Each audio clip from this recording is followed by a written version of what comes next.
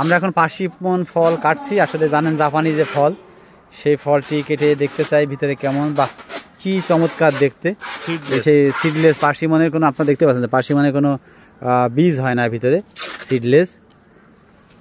তো আর একটু কাটি, তো খেতে কেমন দেখা যাক। আমাদের দেশের গাবের মতো মনে হয় দেখতে, না?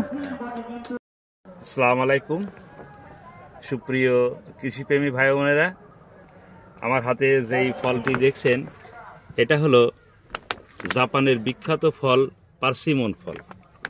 আমার সামনে যেই গাছ দেখছেন এটা পার্সিমনের মাদার গাছ, গ্রাফটিং করা কলমের চারা।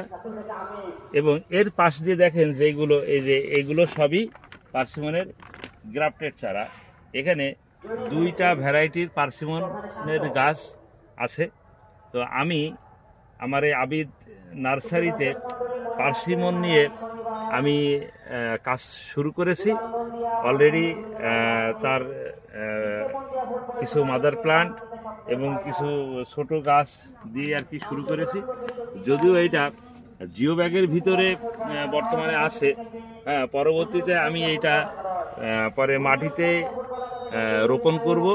তো এই পার্সিমন ফলের যে স্বাদ, সেই ফলটার স্বাদ আমাদের বিপাশ বিডির বিপাশ রিভিউ দেবে, সেই অপেক্ষায়।